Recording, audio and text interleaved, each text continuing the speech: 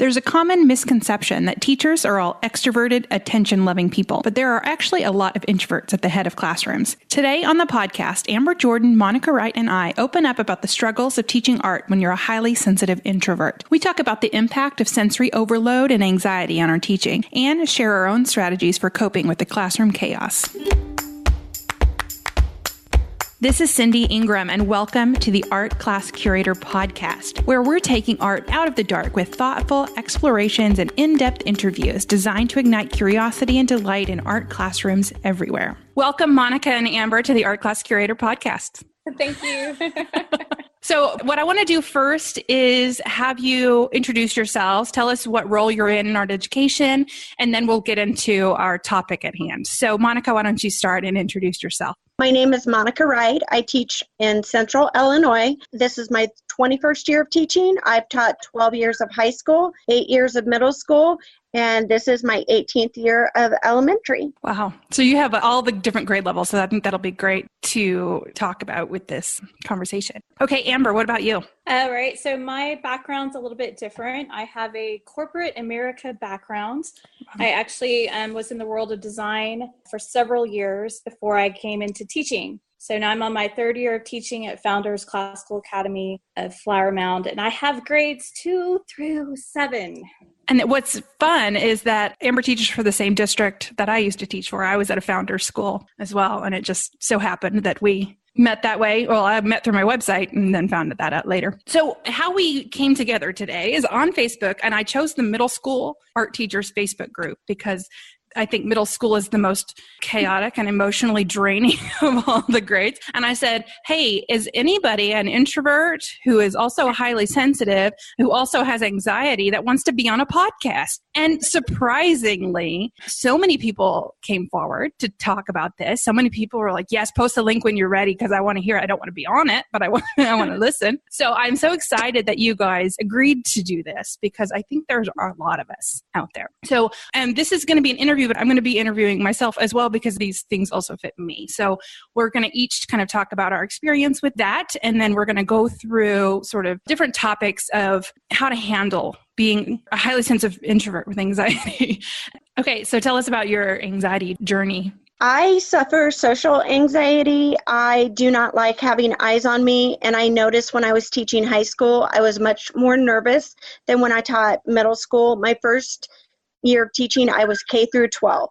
And I noticed that when I had the little kids in there, elementary, I was in the zone. I was a totally different person. And somebody came in once and it was like, it's like watching theater. You sing, you dance, you're so excited, you're always happy. And I thought, why am I not that way with the older kids? And I'm not. I was conscious of everything I said, how they were taking it. So I knew right away that my element was with the younger kids. But I also noticed that my interactions with adults caused a lot of anxiety. Open house, parent-teacher conferences, evaluations. I hated presenting in front of teachers. So I knew right away that there was an issue and I needed to find coping skills. And when I saw you address this on Facebook, I was so excited because we don't talk about this enough. This is something we need to talk about. No, we don't. I mean, it's seen as weakness, and so we don't talk about it. But I even tell my students, like, if I have a student comes not during their class or they get too close to me, I mean, I tell them, I say, you know what? You're making me uncomfortable. I don't like when people stand close to me. I don't like when people touch me. I don't like, and I need my planning time away from you. So, and it's not a thing against you, but, I think we have to be open about this stuff because it's not weakness. It's just, I don't know, life. It's who we are. Yeah. And it's teaching. And then when we're open about it, we're teaching our students who are like us that they don't have to hide that part of themselves. So, exactly. Yeah, I think it's great that we're talking about this today. Let's move into Amber and you can tell us your journey. Well, I'm a little bit different. I am an introvert, but I can act as an extrovert. I am a very good actress. On the outside, people meeting me would have no idea that I'm actually a very, very sensitive person, a highly sensitive person, extreme introvert, but I hide it really well. And so it's a little bit different for me where the majority of people that meet me have no idea that I'm actually a true introvert to the point where I have a lot of anxiety, but I am very good at just kind of masking it and covering it. And so I have some coping mechanisms that have helped me. But when someone first meets me, they're like, oh, there's no way you're an introvert. I'm like, yes, I am. I really, really am. I promise. It's like, you're making me nervous. You need to just take a few steps back.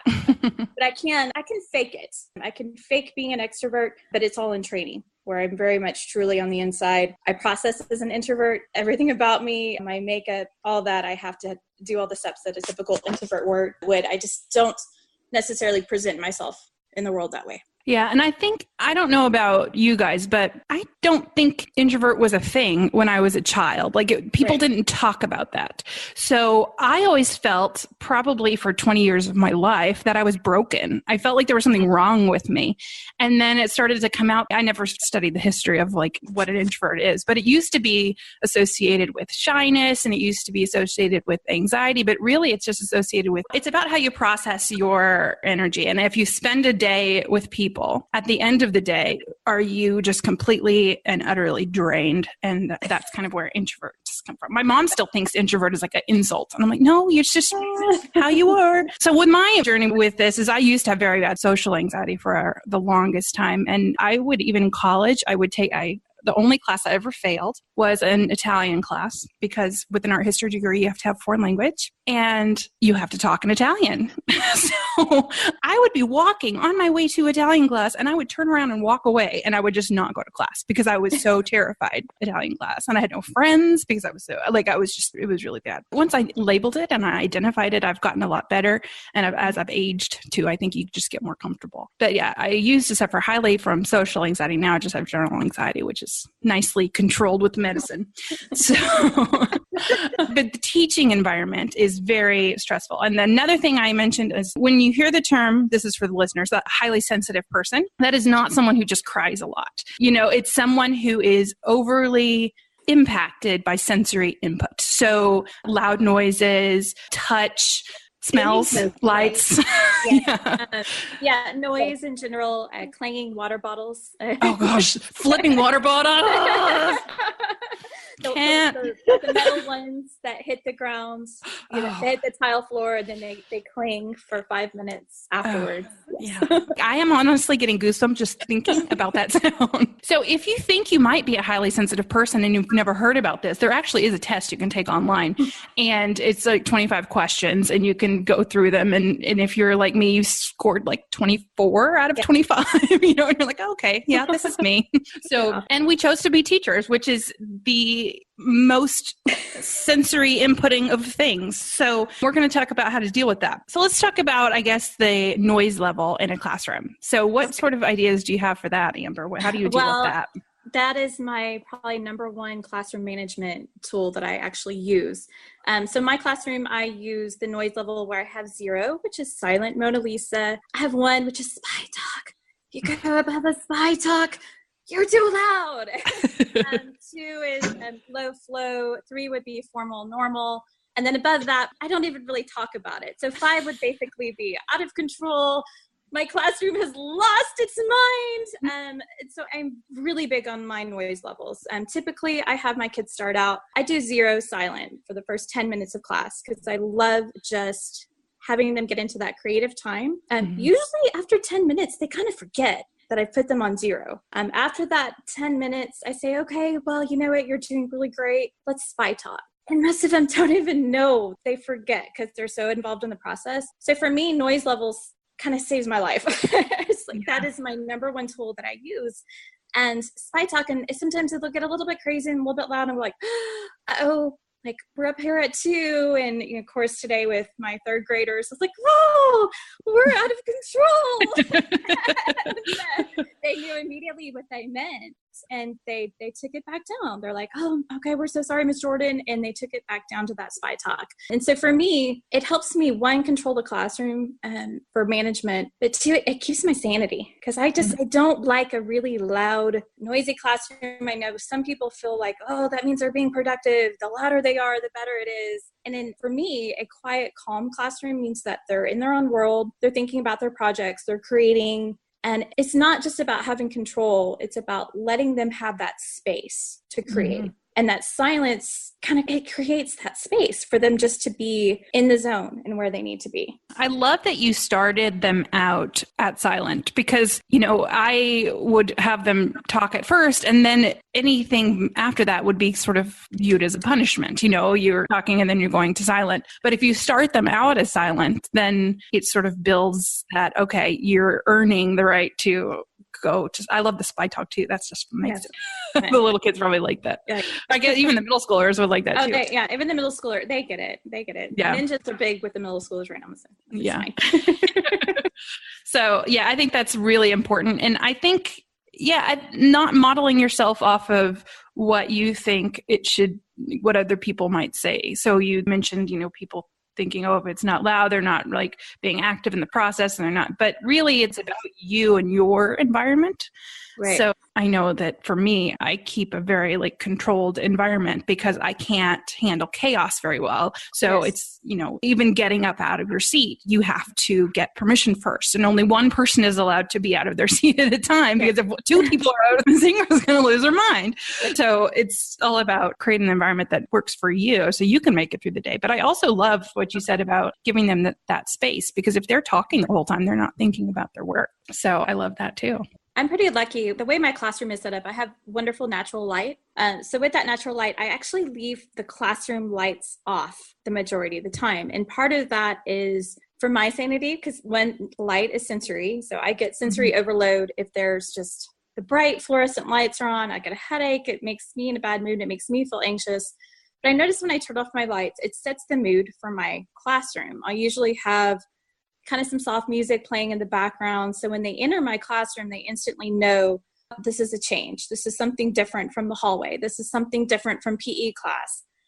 It's a signal to them to change their behavior, kind of quiet down, calm down. And it's just a nice flow for what I do. And we have enough light where I'm not too worried about their eyesight, but they've gotten in the habit where, especially if they know oh, okay, Miss Jordan's lights are off, it means something really important today. They've learned to kind of listen more when I have the lights down. And usually it means I'm going to put something up on the projector that they're interested in. And I'm really strict on the routine of when they come in. You come in and you go, I say show mo. So show mo means show me Mona Lisa. So show me that quiet sitting Mona Lisa. And so especially with the younger grades, I'm really strict on them of come in, sit down, your hands are folded, your eyes are on me, your mouth is quiet and you're calm.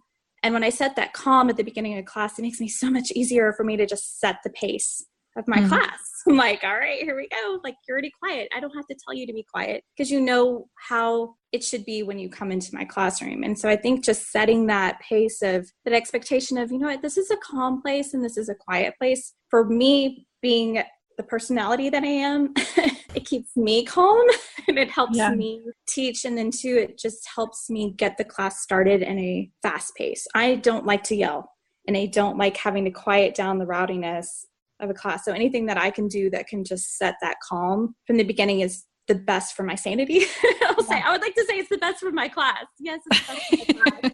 Oh, it's for the kids. But it truly is for my own sanity and my own well-being. We're just going to keep it calm and the lights are down and we come in quiet. Well, and I like that too. I think teachers, and maybe it's women, I don't know. We're taught to, think of other people before ourselves. And if you're struggling in this way, you need to put the airbag on yourself first. So I think, all of these things. And I used to just during my planning period, I would turn off all the lights and I would lock the door, because I was I can't handle this. And sometimes I would lay down on the tables and I would just sort of lay there and I would put on white noise and on the speaker. And I wasn't working, but if I didn't do that, then for the next class period, I wouldn't be as good of a teacher. So you have to kind of notice when you're about to lose it and preventing the losing it, which I think is what this whole noise level and structure. So how do you teach students to do that? What to do the show mo? Do you have any good classroom management tips on? Well, so at the beginning of the year, I actually had some guinea pigs. So all the teachers' kids had to come in and we did a demo video of all my classroom procedures. So I did a video from how do we treat our glue sticks to how do we put an eraser away and where are all the supplies. But I included the show-mo and how they walk in the hallways. And I did a funny little video of like hallway horror and added all these crazy effects to it. But I was teaching them. So from day one, every single class, I was very big on, okay, we're just going to practice this procedure. And when you come into my classroom, you showboat. When we leave the classroom, your chairs are tucked in, your hands are behind your back, your eyes are on me. So it's all part of that first year procedure. And now I just say, showmo, like I can whisper, showmo. And the entire class is like, oh, okay, hands on our desk and their eyes are on me. And I'm like, oh, that was too loud. Can we do it quieter? And our mascot's the owl. So it's like, okay, owls don't make any noise when their wings flap. So let's be an owl. How quiet can we do showmo? And so then it's a challenge to them. I'm like, oh, okay. I'm like, showmo. And then I add in some crazy. I'm like, okay, show me Medusa. Like, so hands up here, crazy Medusa. I'm like, okay, we're explorers. And we explore. And then it's like we do Aphrodite. Oh! And then so we add that. And I go, oh, okay, now showmo. And I can whisper it. And so the class has it to the point where they just know the routine. And I do it often in between, like as I'm teaching or as they're working. Sometimes I just go, showmo, just for fun. And they know to stop what they're doing. They put their utensils down and their eyes are on me. And that's especially good if I'm trying to teach another point. Instead of saying, oh, class, be quiet. Let me get your attention. I just say, showmo. And they all drop what they're doing. Their eyes are on me. And then I can give a point and then let them go on with their work. So for me, it's just part of the routine from day one, just teaching them that routine and what the expectation is. And it's a sanity saver for me. And the videos were huge at the beginning of the year because then I saved my voice. I didn't have to teach the same thing for grades 2 through 7 of, okay, this is the expectation. I just put on my silly little video. The kids laughed. We had a good time. But I got my point across of what my expectations were in a fun way. It wasn't, this is the first day of school and these are my rules. And it wasn't any of that. It was just a nice way for them to connect and get that. And it worked all year long. Even to this day, they understand. And I love that. In those videos too, you can always come back to them. I have saved. Yeah. I mean, I see this a lot now on the internet of people who teach, especially elementary teachers, making videos of the intros to projects and demos and rules. And I was like, oh, I wish I would have thought of that when I was teaching elementary, because especially when you have to say the same, I had 6 classes of each grade level. So it was like 36 classes. So I'd have to say the same thing 36 times. So just making a quick video, I think, and making it fun, I think that's awesome. Okay, so Amber and I were talking about noise level. So she was giving, I don't know if you heard any of it, but she was talking about how she uses Showmo, which is Mona Lisa, to create to deal with her noise level. So would you want to share what you do with keeping a good noise level in your classroom? Okay, keeping in mind that I'm talking of my younger kids, if they come in with bubbles in their mouth, we get to pop the bubbles and make a really big deal out of it.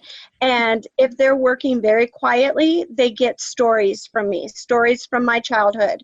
And if they had to choose between watching a video at the end of class because they were super good, like a 3-minute scratch garden video, or listening to music while they're working, or me telling a story, they will choose a story every single time. They would rather me tell stories the whole class than do anything else. So I talk a lot during class. And if I'm talking, they're listening. And it's a quiet zone. And if I tell them, okay, I'm done, you're working, if you stay at a level 0 to 1, then we're fine. And then partner talk is fine. The minute we get louder than partner talk, you did not earn a story at the end of the class. And they will do anything possible to earn that story. So I have some crazy stories from childhood. So matter of fact, parents are like, is this true? Do you make these up? These couldn't possibly have happened to you.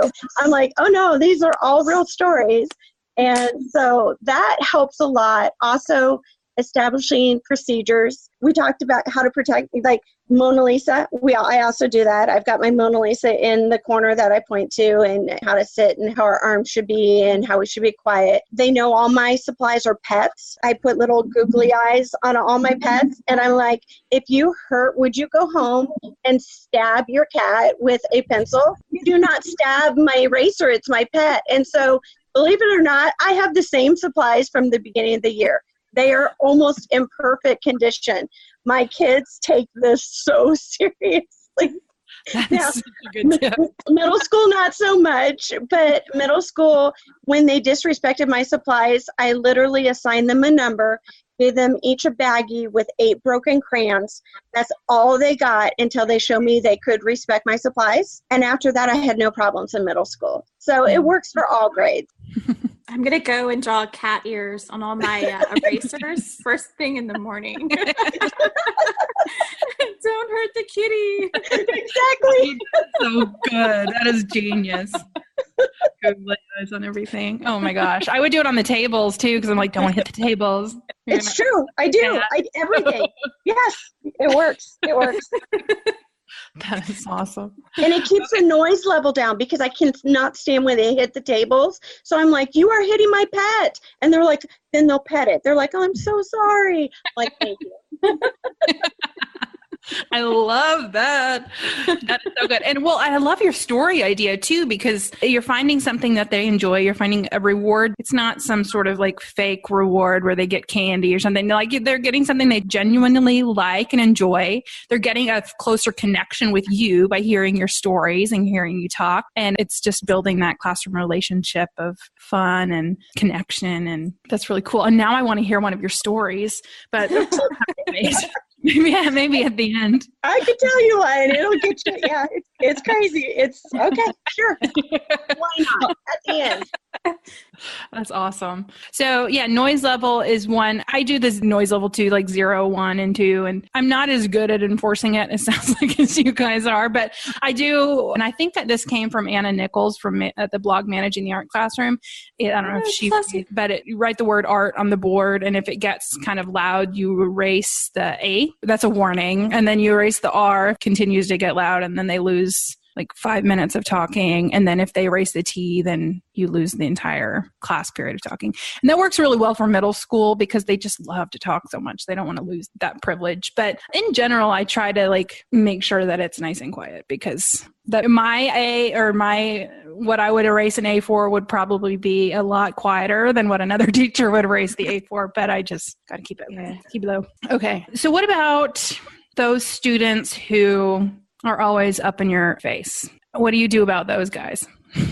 Do you want to start, Amber? And then I got quite a bit. So go ahead, Amber. Well, okay. So I kind of have a funny little thing that I do in my classroom. I have red masking tape on the floor.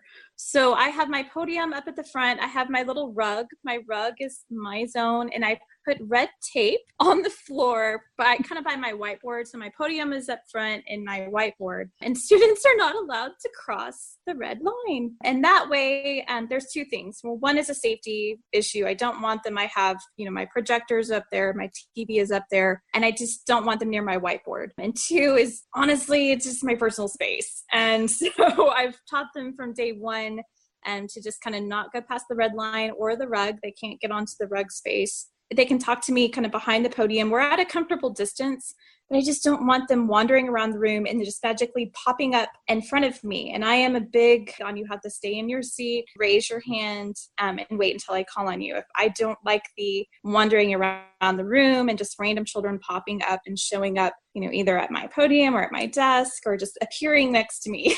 Oh, I hate when they do that. That genie poof. I'm like, oh no, we're not doing that. And they know. And if they come up to me and they try that, I say, oh, nope, go back to your seat. And they know to just go back and raise their hand and try it again. And then when they raise their hand, I'm like, okay, and then I'll come over to them and talk to them in a one-on-one conversation. I just don't like the little genies popping around and following me around the room. One is my space issue. Can you see my face is turning red? Can you see the hives? One is my personal space. I don't deal well with having that surprise of having a student suddenly next to me. And 2 is I just don't think I don't want to say proper. That sounds so classical, formal. I just don't think it's polite for a child to just come up and kind of interrupt what you're doing and your flow. It's good training for them to just raise their hand and wait to be called on and for the teacher to come over to them and have a conversation with them. Yeah. I have 2 comments. One of them is she was talking about how she was getting red. And it really is like this, if you don't know how this feels, it really is like a physical reaction. And several times when both of you have talked about different things, like my skin starts to crawl and like it literally just hearing about it. And her face is red. We're on video. You can't see it, but her face is red right now.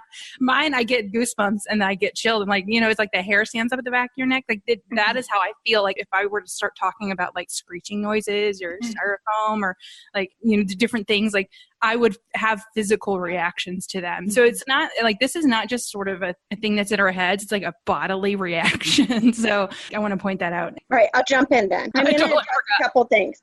First of all, I'm going to say that my face gets red and you can tell how stressed I am based on how red my face is. If I just get flushed, I'm relatively okay, but I'm definitely out of my comfort zone. If I get big, blotchy red marks that go all the way up my face, I am stressed to the max. So how I deal with it is I always keep a turtleneck in the back of my room. If I know I'm going to have to meet with a parent, if I know I'm going to have to meet with the principal, I change into a turtleneck. It won't cover all the red, but it calms me knowing that it's covering most of it. And because I live in a climate where it can be very cold or very hot, I also have a sleeveless turtleneck. So I always have that turtleneck. And then I also get dry mouth when I'm nervous. So I'll keep the BioMouth dry gel, the spray or the gel, and I'll keep that in my desk for dry mouth when I get nervous. And I also keep an extra strength fan under my desk. So when I'm really red, the kids will be like, what are you doing? And I'm like, I'm just, a little hot. I'm cooling down. But it's my way of, I take that time to do my breathing techniques and to calm down because people don't realize, people like us hold our stress in our shoulders so much. We walk around with our stress in our body all the time. So my turning red is just an external that people can see, but I'm keeping it in my body all the time and I feel that stress. So I do relaxation, meditation. I do the 3 slow breaths in, hold it for 3 seconds, then slowly out for 3. And I now have my kids doing that. When they're getting my kids that get stressed out, they love that. And I have an emoji pillow that it's tactile and it'll go from a sad face to a happy face or from an angry face to, I think it's sad to happy and angry to happy. It's a tactile one. And just feeling it calms them down. And I know what they're going through. So to have that for them has been a huge benefit for me. But as far as personal space, I have a table and a desk that I've made into an L, and you cannot get past me when I'm sitting there. But at the end, I have a seat, and it's an I need you now chair. If a child goes and sits in that seat, they're telling me, I need you right now. I need you, come see me. And I know to stop everything and find out what's going on. But I keep all my supplies at the table so my kids aren't up and walking around. They have no need to be. I taught at an inner city school. And when we talk about in your face, I'm also going to address that child that is literally in your face. The children that are cussing you out, the children that are throwing chairs at your head. I've had that. And so I have a couple different strategies that go, this is a little off tangent because it goes into classroom management, but I'm going to say that the biggest cause of anxiety for new teachers is proficiency, planning, performance, their student makeup, their self-confidence, their communication, their expectations. So I say you prep, you adapt, you reflect, but overall you be positive. So I will take my hardcore student and I will find them during my lunch, my prep, before school, after school, during their PE, and I'll do what's called a same-side chat. We talk for maybe 5 minutes, maybe 10, 15 minutes, but they're not allowed to talk about school. So they have to talk to me about anything they want as long as it doesn't relate to school. So we get to know each other. So the next time they see me in the room, they know I took the time to come find out about their life, and it really helps. So it's not just the kids wandering around because you have that in middle school all the time. It's those kids that you feel like you cannot reach. So I don't know if you guys have heard of it, but I use Kagan structures. Dr. Spencer Kagan, I love him. I do team building. I do class building in middle school. We do silly sports. We do goofy games. And the first 2 weeks are just getting to know each other and getting along. Because if your class isn't like each other, you are not going to accomplish anything that year.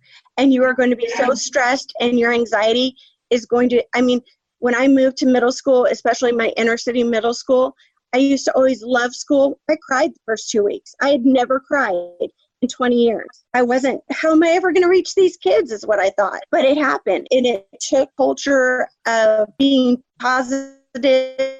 And I had 3 goals for myself. When I walked into attitude, and I was going to savor every moment, whether it was positive or negative. And it worked. It helped. So I know that kind of went off on a tangent, but those kids in your face, it reminded me of my kids that were literally yelling, screaming, spitting in my face. So, yeah. Yeah, I've been there too. And I think the best reaction is always through kindness and through connection, because that's how the students are often doing that, because they don't have that connection. So if you take the time to get to know them and to talk to them, and to, even if it's making little comments here and there, I think, becoming the teacher that is interested in them, then they're going to be better for you. And it is like, it's not a tangent to talk about classroom management when talking about this, because that's how we deal with this, is through classroom management. I think we're doing a lot of classroom management talk because that's how we can make it happen. If all teachers took the first 3 weeks is all it takes to take a positive phone call, a positive email to every single child, just those first 3 weeks, then every time you have a conversation with that parent, you've already started off on a positive note. It takes sure they will support you. They will be behind you. They will remember you as the parent that, quite honestly, may have been the first parent ever in their child's career in education to have ever called with a positive comment. So I spend my first 3 weeks just making, in high school and middle school, making those positive connections. It helps. Yeah, I think it does. And the district that my kids go to, they do home visits. So the Monday or the Friday before school starts, all the teachers go and visit all the kids, and the art teachers don't do it. Well, actually, no, they do. The art teacher, it was the classroom teacher, and then it's one of the specials teachers. And there was 3 people that showed up for each girl. And it's just such a great, the kids get to see the teacher, they get to have a little conversation, and then, you've made this positive connection. And so that when you go into the classroom, you're set up for success. I love that. A lot of work though, calling all those parents, but especially when you have 100. But when you think about how it saves you in the long run, when you've got an angry parent, they'll remember that you cared enough to call. It does help in the long run. I guess I'm in a different situation where I've had the same kids for 3 years now. So I've had some of these kids since they were in kindergarten, and now some of my middle schoolers, I had them when they started off in 5th grade. So I have that relationship already built, 1 with the child and 2 with the parents, where the parents really know me. We're a very small school. I do the yearbook. I do a lot of balls and events for our school. So I'm not just the art teacher at our school. I have other events where I'm really kind of involved with the parents. And that has helped so much with what I do just day in and day out, because when I do have a problem with a kid, the parent has an understanding of how I'm like outside of the classroom as well. And they know, okay, she really cares about my kid. She knows me. She knows my family. That's made the biggest difference in the world. So when I do have an issue, a discipline problem in the classroom, I'm at the point where I can just email a parent and say, hey, okay, this is what happened today. And I don't have to deal with a lot of that back and forth of well, that's not what happened. And a lot of that is over now because I've had that relationship and the parents oh, okay, Johnny did do that and I'm going to talk to him and I'm so sorry. So I am very thankful that I have the time kind of under my belt now where I know the children and I know the kids but I know their parents. And that has, for me, helped with my just overall stress level of teaching, because one of the biggest stressors is the parents in that relationship with the parents, and making sure that when there is a problem, you can resolve it amicably, and just building those relationships is key. I agree with what Monica is saying, is be the person that sends the good behavior report. Don't always be the one that's saying, oh, well, Johnny played with scissors again today. Notice the little things, notice when Johnny, he actually picked up something off the floor and sent a nice note that day. It's oh, I'm so happy, he did this today and he helped this person. And when you notice the little things with some of the kids that you're having difficulty with, it just makes your life so much easier. And you build those relationships, and not only with the kid, but with the parent. And you just let them know, we're a team, we're on the same side. And for me, that's been the biggest thing that's just helped the most with what I do. Yeah, I think that's a really good point, especially I think, tying it to, saving your sanity, which we were talking a little bit about earlier, is one, finding the right school and finding the right grade level that you are most comfortable with. So Monica found her little ones and now she's thriving there. And then also once you find that, to stick with it so that year after year, you're developing the relationships and it's only going to get easier. So if you're in the situation where it's not the right fit, then find the right fit, but also know that it does get easier with those relationships. That's crazy. I'm going to say this for people who suffer from anxiety. I know that change is hard. Leaving my school of 12 years to go to a school and start over and then have cutbacks and lose that job and then end up in an inner city school. And I loved it, but it was not. I was taking home their problems every day and I was living it, and it was affecting my health and my relationship with my husband. So now I'm at a new school starting over again. And with elementary, I'm in my zone. The parents are so supportive. My principal is so supportive. I'm very fortunate. I am so fortunate. But I'm starting over again. People don't know me. So I'm not eating in the lounge, and I'm not going to social events, and they're wondering why, and having to explain, why I don't socialize like other people. And I will say things that cut down on my stress level when I'm evaluated or open house night, I start with the lights off and a presentation and pictures of my kids because, it's dark, it's quiet. That's my way of getting in my zen, getting in my zone, getting prepared for, being all eyes on me. That has helped me. I do student-led conferences, so the students are in charge of their conferences. Also, art fairs have the students be in charge of it. Students are the ones that walk the parents around and show the work and talk about it. So the more I can have the kids be in charge, the less I feel eyes are on me, especially starting over because I've only been in this is my second year at my new school. So these are my coping mechanisms that you need to be able to not fear change in the sense that it was hard for me to switch schools, and then be let go, then switch to another school. Then the school that let me go invites me back. I was hired as middle school, and the week before school starts, oh, by the way, you're teaching elementary. And talk about stress for somebody. But they must have done something I didn't, because I've never been happier. I'm in my zone. So don't be afraid of change. And change is hard for us. I know it is. Yeah. One of the things too that you mentioned, I think that is a really profound thing for me and a really big struggle for me, not really profound, but a struggle, is not taking home the emotions of your students. I have pretty much only taught in inner city environments and low income schools, and I love those environments. I think they're great for me in many ways, but the struggles that the kids are going through, I have a really hard time not wearing that. Like if a kid is crying and telling me something, that I'm not the rest of the day crying too, and that night crying on the way home. So how do we deal with that? We're so sensitive. I mean, you do take it home, and you do. I could have stayed there forever. I loved it there.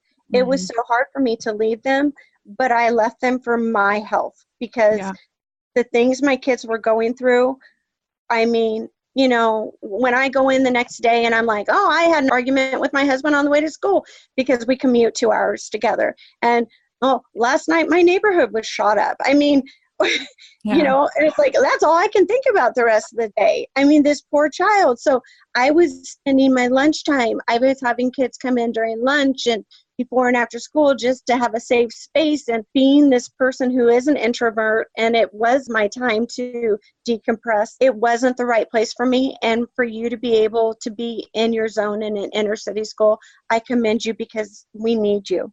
We need people like you. That's awesome. Yeah, well, I'm not there anymore, but I would be if I was. I would be if I was still teaching. But so, yeah, I think that I taught. My first teaching job was in a South Dallas school, elementary, and when I left, and I had to leave, like it was one of those, that same thing as like I left for my own sanity. I could not be there anymore. I would cry on the way there and I would cry on the way back. And it wasn't that I didn't, it was just it felt very, to me, hopeless. And I felt like I couldn't make any sort of difference and that and I was pregnant. I just had a baby too. So that didn't help the whole situation either. But after I left, I think I had PTSD for years, and I would drive by that neighborhood and I would completely freeze up, and I could not even, like, if I needed gas in that neighborhood, like I would just rather run out of gas a little bit later than just stop and get gas, because I was so scared I was going to run into them, because then they were going to see that I failed them. It was just this whole, like, it's so hard. It is. Like, dealing with all of these, and I don't have an answer for that, because last year during my planning time, I would often just take walks with kids because they were dealing with a lot. And so if a kid came to me crying, I'd be like, well, let's just go take a walk. So I would just take walks all the time with children. But it was like, yeah, that's hard on me, because then I lose my free time. I don't know. Yes. I'm not a good model for this thing, because yes. But we had our situation last year. A student passed away last February at our school. And it was kind of situation where, as a teacher, you're falling apart, your students are falling apart. And it was such a touchy situation, because you want to model healthy emotion, but you also want to be there for your kids without completely losing it. Finally, someone very wise just told me, they're like, you know what, you're human too. And it's okay to show your emotions. And sometimes, and I was just very honest with the kids. And I just said, you know what, I'm just sad today. And I just let me have the space to be sad. And when I was honest with them, because, kids react in different ways, especially when they're grieving, they get even more hyper, or, they're acting up more than usual. It's just not your typical environment to be in. I learned a lot through that period and from those couple of months, because it wasn't a sudden thing. It was something that took some time, and it was a period of grieving and period of having to, I don't want to say hide emotions, but deal with emotions, and also deal with an entire student body that was also going through the grieving process. And so when you're doing that, your reactions, I realized the best thing I could do was just slow down and just be quiet and calm, and just listen when someone was saying something, just to really truly listen to what they were saying. And then not necessarily even have an answer for them. Like, I'm just going to listen to you and see, they need to be heard. And I realized in that time that my role was to just let them be that place, let them be that quiet, and just to kind of be a presence, but not have any answers. Just be quiet and just listen to them. So when they're upset, if something came out in their artwork, just allow the space, the breathing room. And I do that now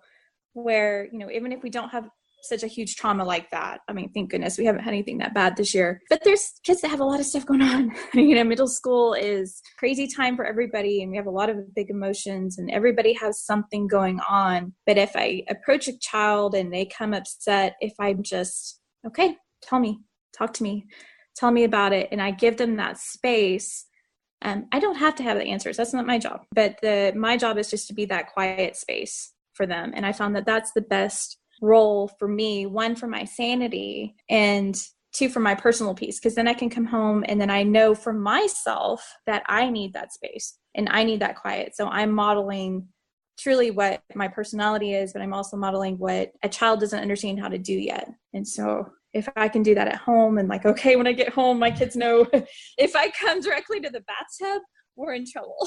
Like, they're like, oh no, I've almost had a day.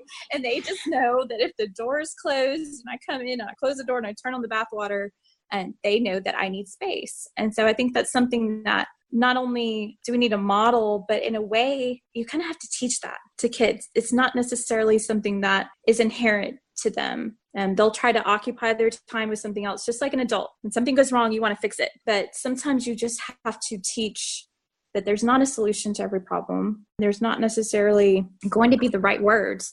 Sometimes you just have to give that breathing room. And so for me, I've been trying to give that breathing room with my students. And then also the hardest part is when I come home, I'm going, oh, you know what? I need some breathing room and allowing my own space to stay healthy and not go crazy, and just you lose your mind, you lose your soul if you don't. Yeah, that's so powerful, because I think we feel like we always have to have the answer and we have to fix it, but we can't, and that's not the world we live in. And so I think that's really powerful that you're teaching that to your students by modeling that, and showing them that emotion is okay, and it's okay to feel sad, and that even adults feel sad, and even adults feel anxious, and even adults feel because I had a student last year who would have panic attacks all the time. and would come to me and the music teacher, kind of we were next door to each other. And, we would just sit with her, because we can't fix it. We can't make the panic attack go away. And we would just sit with her and she would breathe and we would, I would tell stories. Monica, I would tell stories of my childhood. I'd be like, and just be with her in that situation. And I think that's the best. I'm going to jump in and agree with you guys. We can't fix everything, but coming from my experience, and this is personally my biggest accomplishment, my inner city school had no anti-bullying program whatsoever. And my first month there, 2 children were beaten to the point where they had concussions. And I go to my principal and I say, we don't have anything in place, no anti-bullying program, nothing. And she said, well, no one will step up. And me not wanting to have any eyes on me, not, want to blend in the background, I stepped up. And so I was trained in, it's called Alveus, but I also went to Kagan's Win-Win Discipline twice, cooperative learning, BIS strategies, everything. And basically, I had the kids take a survey. Where are your hot spots? And they said before school, after school, during lunch, in the restrooms, transition time. So we actually walked our classes in silence from class to class. We quadrupled supervision in the mornings at lunchtime. Everybody had to be there after school. It really changed the culture of our class. We had advisory on Fridays. So the first half hour of every Friday was just team building, where we had to play games and learn to get along with people you wouldn't normally talk to, or just talk about what's bothering you. We'd circle up and get in a circle, what happened over the weekend. And the stories these kids shared are heartbreaking, but they needed somebody to listen, and these kids understood each other. And so I normally would say, this is somebody else's problem, but I couldn't stand back anymore. And I had to fix something because people were getting hurt. And by the time I left, major referrals were down 80%. So we were doing something right. And I, to this day, miss that school. I love that school. I feel like I made a difference. And then I went and up and left them. But my kids, we still keep in touch. They have my email. They let me know how they're doing. But you're right, we can't fix everything. But if we're in a situation where we know something must be changed, we need to not be afraid to change it. So the very first time I had to present all this, so not only do I have to tell these teachers that they have to do more work, but I have to be the one to tell them that. And I was given permission to be the one to call the parents and say what the punishment would be and to meet with the parents. And so all the things that I don't want to do, I just volunteered for. So the very first time I met with these teachers, afterwards, one came up to me and said, are you okay? Are you going to pass out? And I go, you are so red. And I go, no, but I did it. And they looked at me like, what do you mean?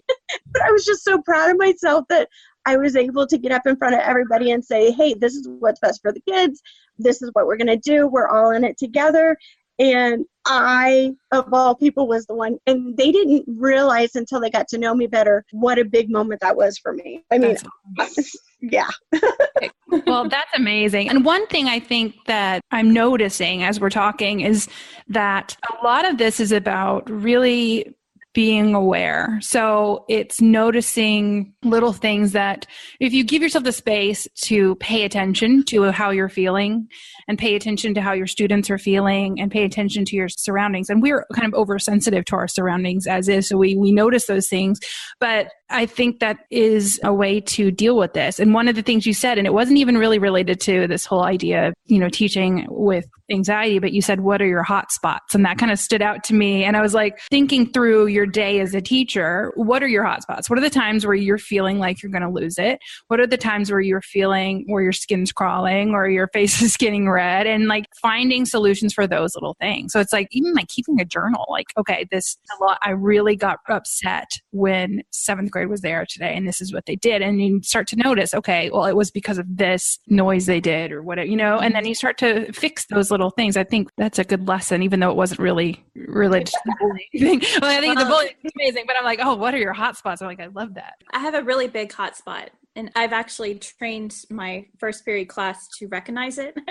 One is I'm not a morning person. Like, I'm just not a morning person. And we have morning meetings every day at 7 a.m. And I usually have about 5 minutes before my first class starts. I have 6th graders lined up outside my room at 7:30 in the morning. And so I come downstairs from the meeting and I walk into my room and I immediately have to start teaching. I don't have time to check my email. I don't have time to drink my coffee.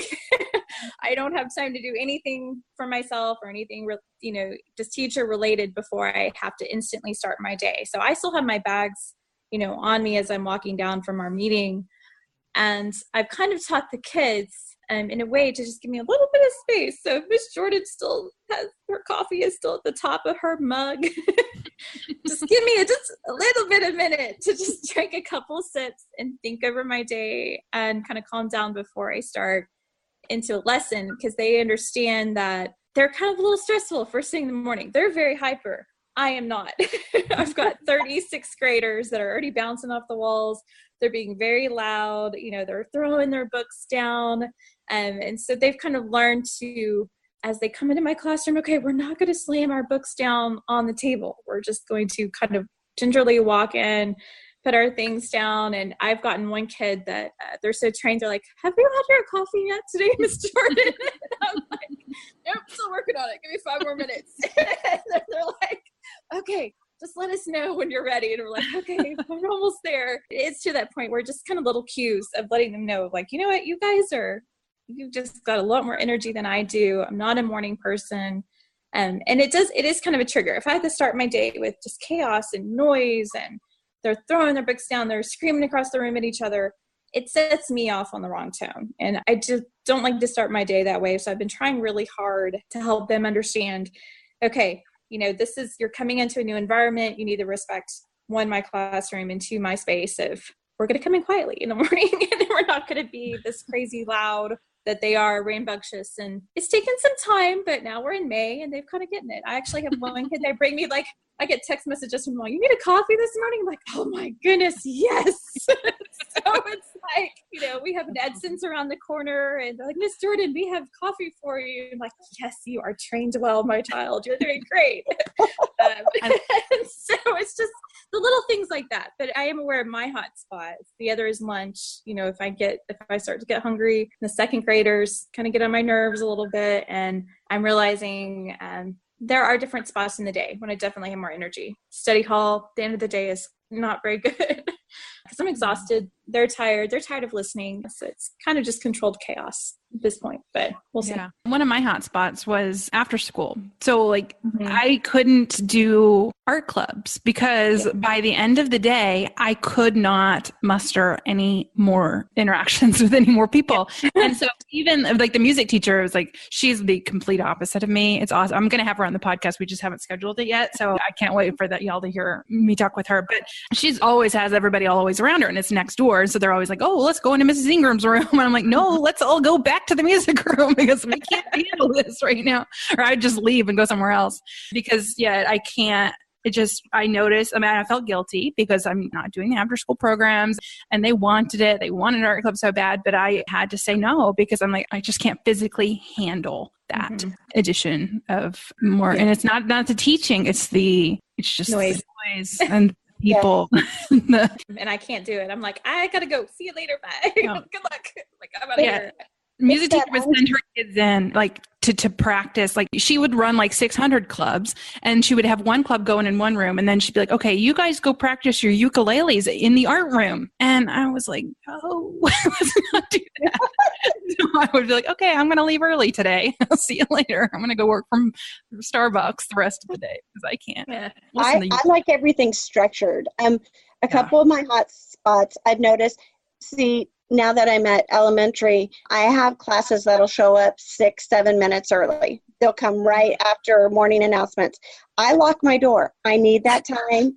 I'm not going to start early just because you arrive early.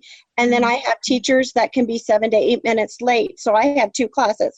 So I'll have 63 kids in my room. And for me, that's just uncontrolled chaos. So my class that's lined up knows to sit down, zip up. not a sound. My class entry knows to come in, not to say a sound. They don't talk until that class leaves because I cannot handle all of that noise. And if they know if they do it quietly, I'll tell a story. And they want that story. So that's the only way I can handle it. And I wish you don't get that in middle school. You don't have to deal with those kind of issues. And now that I'm back at elementary, I've forgotten, oh yeah, that's gonna happen. The other one is lunchtime. I used to work through my lunchtime, and I have learned I have to take that time for myself. It decreases my anxiety for the afternoon. I get a little bit stressed that I don't have everything set out and ready, but if I don't decompress, I notice my anxiety rising. So I don't eat in the lounge with other people. I am now eating lunch in my room, which I used to for the first 20 years of my life. I did not eat lunch. I skipped it. I worked right through lunch. So I'm learning to take better care of myself. It was funny. Y'all are listening to this and not watching, but right when she said she worked through her lunch, both me and Amber were shaking our head no at the same time. We're like, nope, don't do that. And I used to do that too. I'm a workaholic, I just want to work, but you really have to learn to put yourself above that and try to give yourself that space. And I think it really does boil down to setting boundaries, like setting boundaries with the students, setting boundaries with the other people on your campus, that, you need to learn where your boundaries are and then make sure that those are clear, that the other teachers know they cannot send a whole classroom full of kids into your room 7 minutes early. That is not okay to do, especially when, they'll just send them in and you're like, why are you just sending them in? No, they line up at them and you wait until class time starts. It reminded me of a story last year. My old school, we had a house system. Do you have a house system yours, Amber? I do. Yes. Yeah. So we had this house system and I love my house. Like I really connected with my house, but I wasn't the head of my house. So anyway, the head coach, now I can't even remember what he was asking me to do. We were having a meeting, me and the two heads of houses, about what we were going to do for our house, which is Thumos. And he wanted me to design something or create like a t-shirt or something. And I instantly started crying. I was like, oh God, this is bad. But I was at that moment in my life, I was like, no, you gotta add one more thing. And then I felt so bad. And I was like, I'm going to have to say no to this. So the art teacher's not going to design the t-shirt for Thumos. And I love Thumos. But I could not, he looked at me and he was like, it's okay. We'll do. But I also at the same time I did a course for my website at the same time last year. And I was doing that on the weekends and I was teaching full time and I have two small children. And so I just you asked me to do one extra thing and I just lost my mind. And people ask me how I do it all. And I'm like, I cry a lot. I cry. Hey, Phil. Yeah. Well, yeah. Last year was yearbook and ESL, and then the Revolutionary Ball. And so it's not just teaching art. And so finally this year I'm like, okay, well, I got rid of ESL, but somehow yearbook is still there. And we did Revolutionary Ball. Oh, let's add a Regency picnic on top of everything. And go ahead. It's just somehow I haven't learned no. I need to learn the word no. I am great at it. You have to, because my old school, I not only updated, but I designed all three elementary websites. I kept them updated weekly with my full-time job. Plus, I was in charge of every display, not just the art displays. And every event I had to decorate. And finally, I was like, I'm not doing this anymore. So what I've learned is if somebody asks me for something, I give them the tools, or I tell them, here, this is what we can do. I can tell you how to do it. You can Google it, or I can give you the tools to do it yourself, or I can start it, but you will finish it. And I've learned that if I say one of those things, it ends up, they go away. I don't have to do it. They find something else, or they find someone else who will do it for them. Because you can only do so much in your life, and teaching is a full-time job. It is. And we have families. We all have children. We have a life outside of school. And a web page designer, that was basically a part-time job on top of my teaching job. And I wasn't getting paid for it. So it's good to say no. It feels so liberating. But as an anxious person, you get so anxious about saying no. Yeah, because anxiety is so rooted in what other people are thinking, and it's not what they're thinking. That's what you're thinking they're thinking. It's not actually what they're thinking. They're usually not. They're thinking of themselves. They're not thinking of you. But yeah, that you don't want to disappoint someone, and you don't want to have them think ill of you, and you don't want to be seen as not caring about the students or not caring about the school or not caring about Thumos, your house. You don't want to be seen that way, but so you can get bogged down in that. But if you just have to realize that they're not doing that. I mean, maybe they are, but they'll get over it like 5 seconds later. Even if they are, I need to get outside my head because I'm constantly staring at them, thinking all the different things they're thinking of me right now. When really, you know what? No is no, and move on. Yeah, so, no, complete sentence. That's, you can just say no, and yes, that's it. Yeah. Just need to learn how to do that more often. I'm pretty good at it now. I mean, I felt I held those boundaries pretty good last year, but not always in my life have I done that. But I also was running a business on the side that made it easier to say no. I'm like, sorry, I'm basically doing 2 jobs right now. Okay, so let's see. What else do we need to talk about? Oh, you mentioned that we all have children at home. So how do you deal with parenting and teaching at the same time? My son is highly functioning autistic with severe anxiety. So I come home to tears every night for hours over homework. And the fear of bedtime. What if I don't get to sleep? What if I can't get to sleep? What if I can't wake up early enough because we commute 2 hours? So we have to be up by 5 a.m. And it is tough. And sometimes I want to go in my room, shut the door and cry, but I know he needs to see that we can get through this. So we set timers, we do lists, we check mark everything off. Okay, dinner time. Now it's, 15 minutes of reading. Now it's homework time. Whatever we get done in this chunk, we get done. And if it doesn't get done, it does not get done. We're not going to stress over it. So I have a different probably home life than you guys in that sense, dealing with the anxiety that my child, who I sometimes feel like, did I give this to him? Did he inherit it from me? But we work with lists and we work with timers. And when he is very worried, we have a worry box. We write down the worry. We put it in the worry box. We give it 10 minutes and we worry about it for 10 minutes. And after that, we can't worry about it anymore. And I'm like, why didn't I do that for myself at night when I'm laying there at night and I'm thinking of all the things I haven't gotten done or done right, or because I'm a perfectionist and I'm learning to let that go. So now I'm like, I'm giving it 10 minutes. After 10 minutes, to heck with it. I got to get some sleep. So that's how I deal with a home life. Plus, I'm lucky that I have an hour in the car with my husband commuting, and he's also an art teacher. So he gets me more than anyone else possibly can, and he gets what my day is like. And sometimes we drive in silence because we've had those days, and other times we talk the whole time.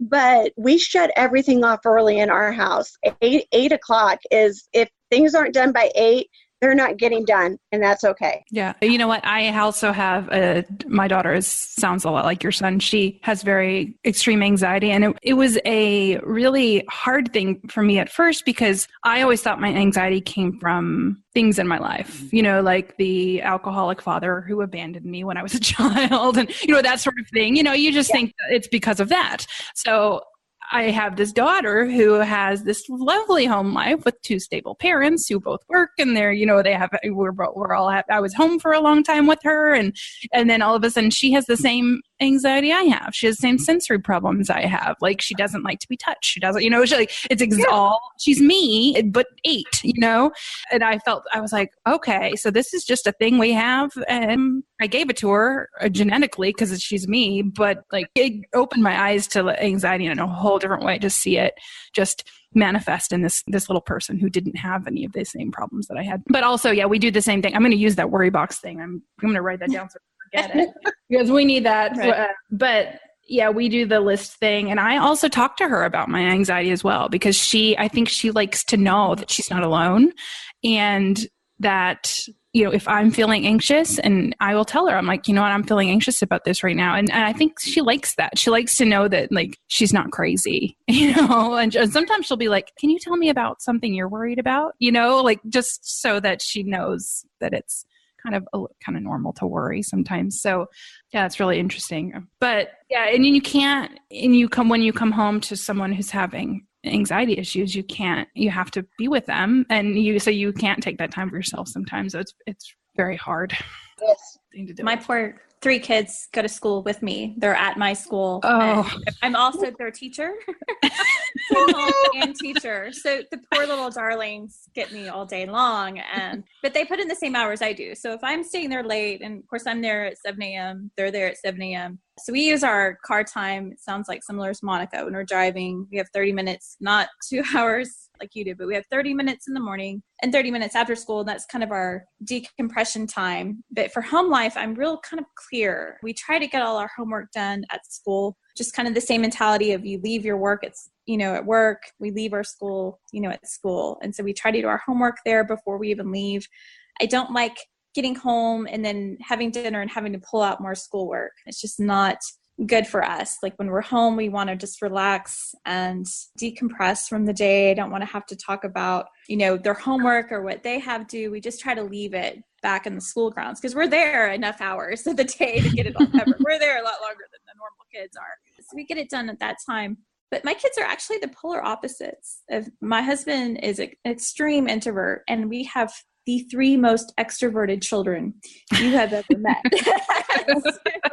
Our youngest, we call her the queen because she's the queen. And then our oldest is in, drama club, and she's the most extroverted person. She can walk on stage and has no anxiety whatsoever. And the middle child is still, for a middle child, has no worries. He's just not wired that way. And we don't understand it, but we're learning from them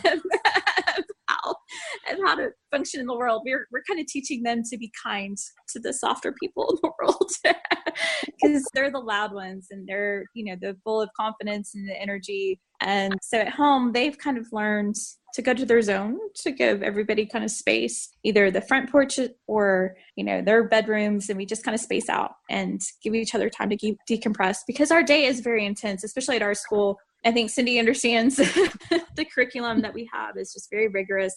It's a long school day.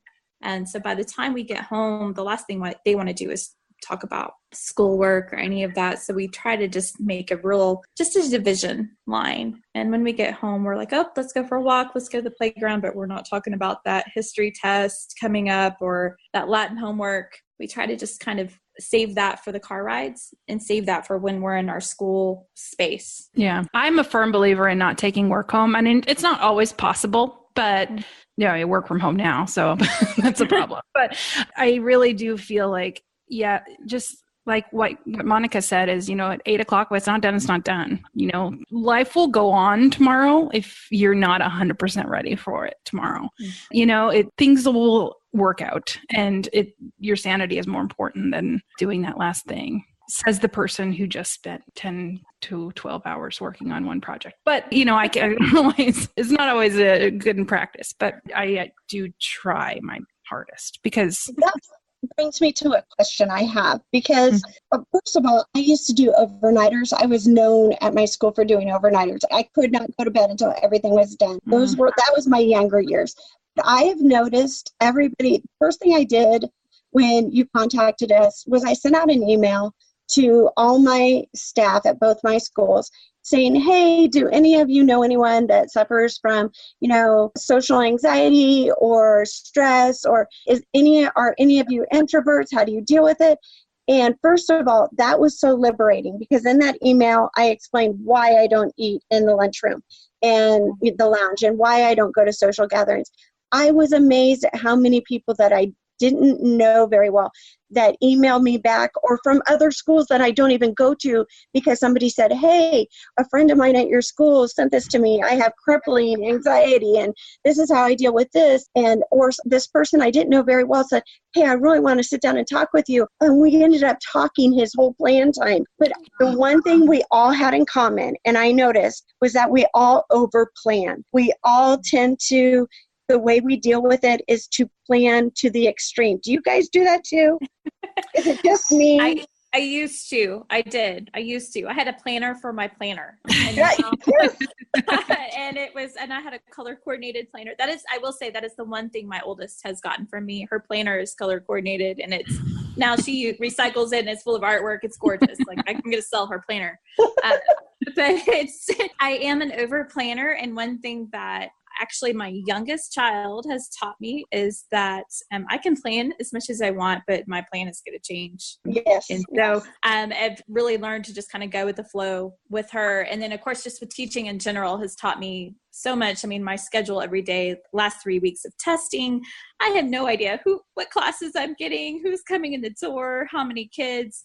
And I'm just kind of going, oh, okay, well, throwing that lesson plan out the window. My first year completely stressed me out because I was like, I had a plan and this is the perfect lesson and we're going to do it no matter what. And this year I'm like, okay. There you are.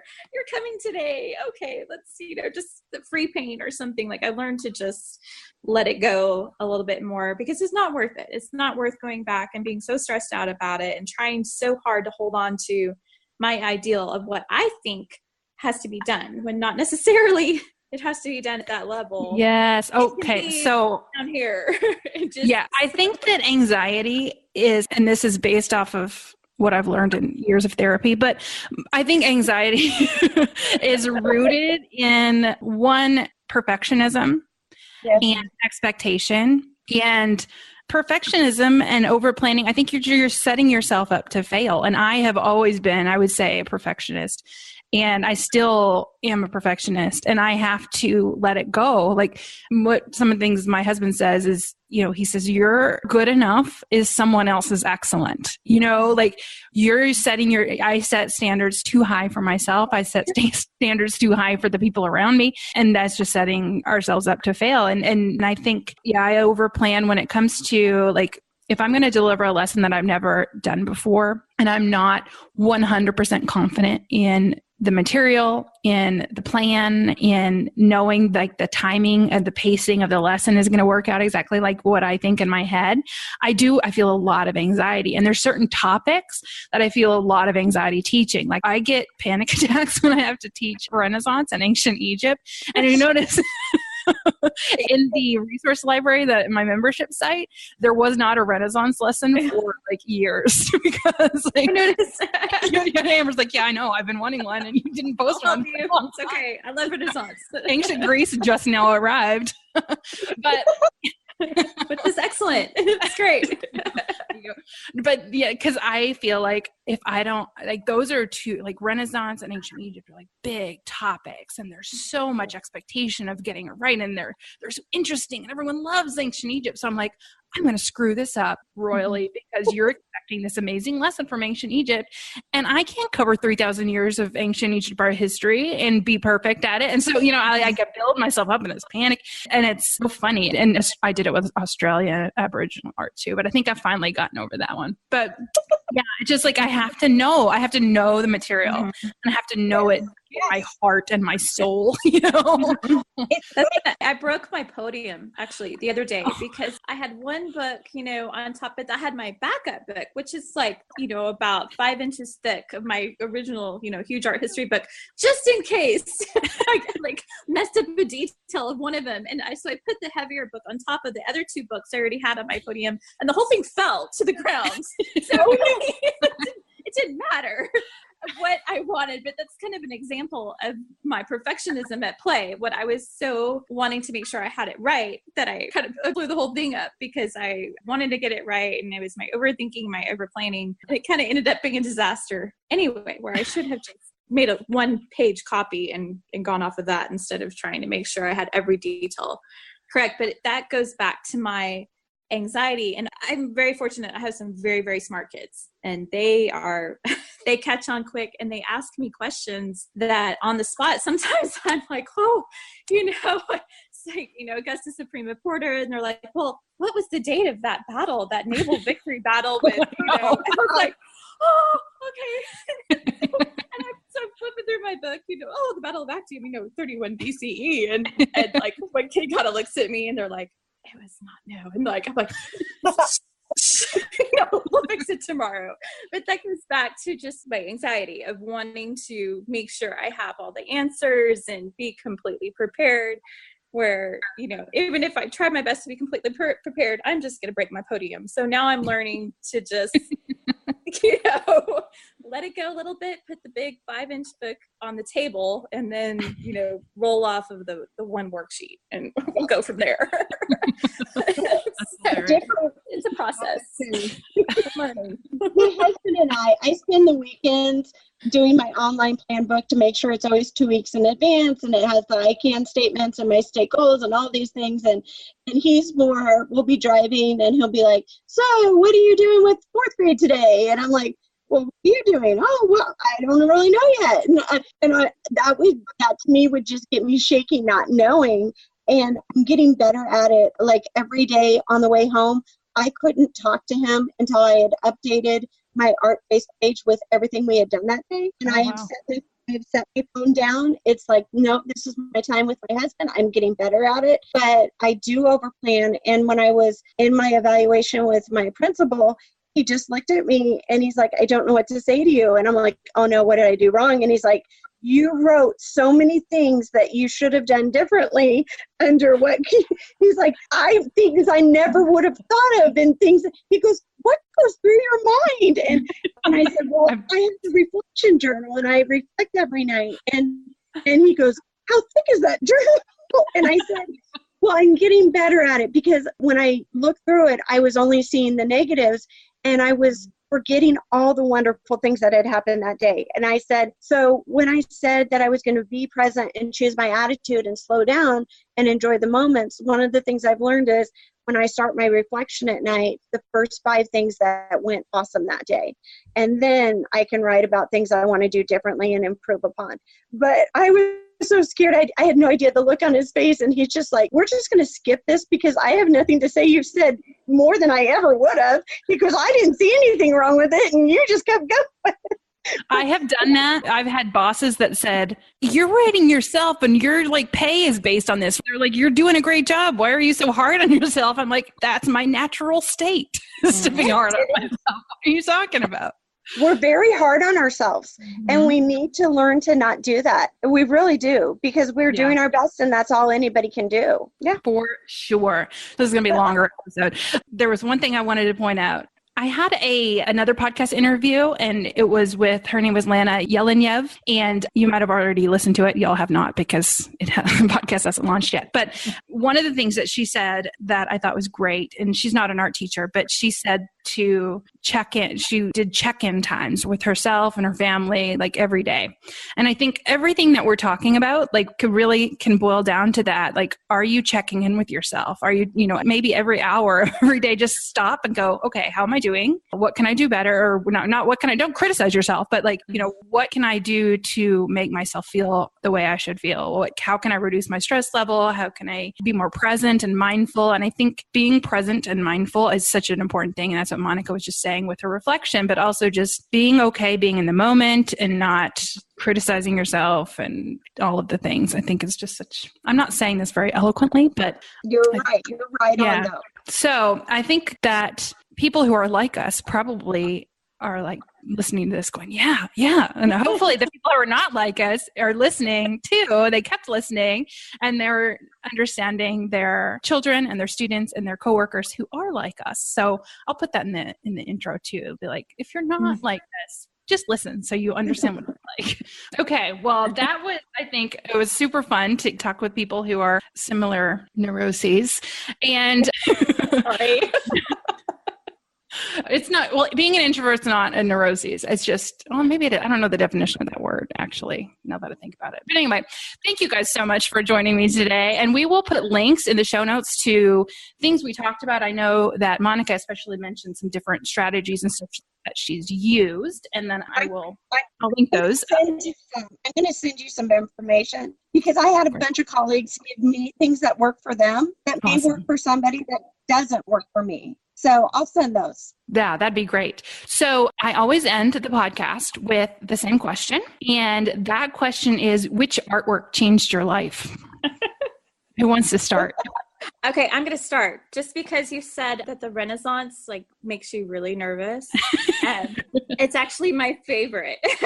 Oh, awesome. And so that's my cup of tea, but I love Botticelli. La Primavera is my favorite just because of all the mystery behind it. I love how it keeps going and there's more and more and more in the Greek myths behind it. There's so many stories. As Monica kept saying, she loves telling stories. I'm the same way. I love to just tell stories. And so for me, that piece of work just lends itself to so many great tales and epic adventures and these Greek, goddesses and myths. And it's just, it wraps it all up. And then the lore, you can go into the history. And I don't know, for me, I love the Renaissance. So I'm the opposite, but that's my favorite. And so that's my one. I certainly like the art of the Renaissance. I just freak out when I have to teach it. Probably because I like it so much. Without Leonardo da Vinci. I don't like Leonardo da Vinci all that much, actually. Oh, come on. I'm a Michelangelo fan. Before I answer, because of the audio issues, before I answer, I'm going to tell you, I lived in Italy. I studied in Italy. And I flunked Italian because I refused to get up in front of everybody and speak it. I couldn't do it. But you would think one of my favorites would be an Italian, especially being over there and studying all of it. But actually, I'm wearing a Van Gogh Starry Night shirt right now. His Starry Night, the background, that's how my head and my stomach feels when I am stressed out. And I relate that to my kids when I talk about Vincent van Gogh and how I feel like he and I would be friends. I really do. I think he went through a lot of the things that we did or that we're going through now and that introverts go through. And Starry Night, by far, when I went over, I spent last summer in Europe. I saw 6 different countries, but the highlight was going to Amsterdam to the Van Gogh Museum. And I paid extra to be the first one in the door and to be surrounded by everything all by myself. And it was the most amazing experience of my life. I will never forget it. So I'm going there in 3 weeks. Oh, have fun. Pay extra so you can be in there first. Okay. No, it's worth it. Okay. I have also used Starry Night to describe my anxiety as well. Like, I feel like looking at that is how chest feels. I carry all my stress in my chest and like my muscles in my chest. And like, I see that painting and I just I feel it. So I love that. Yeah, definitely. Well, I've already told my story on the past, but my story is about Picasso's Girl Before a Mirror. But I think it really does fit with this too, because she's like looking in a mirror and what she is seeing is like different and green and like the colors are different and like the kind of what's going on inside of us is different than what we're projecting to the world. And I think it's probably why that's my story, because yeah. If I want people to walk away with one thing from this podcast, don't be afraid to open up and tell people that you do suffer from this. It shouldn't be, people don't talk about mental health. They don't talk about what they're going through. And our kids are going through this. And if we can talk about how we can help our kids, why can't we talk about how we can help each other? And don't be afraid to, it was a burden off my shoulders to let everybody I work with know that I suffer social anxiety. It was liberating, and it never would have happened if you hadn't reached out. So thank you. Oh, that's wonderful. Well, I hope that's just such a wonderful way to end. So I would love for people listening to reach out to us and let us know your struggles and, tag Art Class Curator on Facebook or something. Do y'all have a Twitter or something or Instagram or anything? I have a Facebook page, Mrs. Wright's Art Room. Okay. Oh, yeah. You mentioned updating your Facebook page. Okay. Yeah. So awesome. Well, tag us on there and tell us your stories because we want to hear it. And thank you guys so much for opening up. And I know that there are a lot of us out there that benefit from hearing this. Thank you. Thank you. Thank you. Thank you so much for listening. If you like what you hear, please subscribe and give us an honest rating on iTunes. This will help other teachers find us and hear these amazing stories. Do you want even more art inspiration? Sign up for Art Class Curator's once a week email newsletter, Your Weekly Art Break. Teacher Sarah Warnock says, I truly do take a break from my busy week to check all your links and feel inspired. Everything you share is relevant, meaningful, and also super helpful. You definitely help me become a better art teacher, and I look forward to your emails each week. You can sign up at artclasscurator.com/artbreak. And as a free gift for subscribing, you'll get 6 free art interpretation worksheets to use in your classroom. Be sure to tune in next week for more inspiring art interviews. Thanks so much to Amber and Monica for sharing their stories and experiences with me. If you can relate, I hope you're feeling a little less alone and picked up some ideas to help you on your teaching journey. And if you feed off of that chaotic energy, I hope you understand your introverted peers a little bit better now. Be sure to check out the show notes at artclasscurator.com/19 to learn more about everything we discussed today. Next week, Tiffany Beltz and Devin Calvert join me to talk about how to become an art leader. Keep listening to hear a preview of my interview with Tiffany and Devin.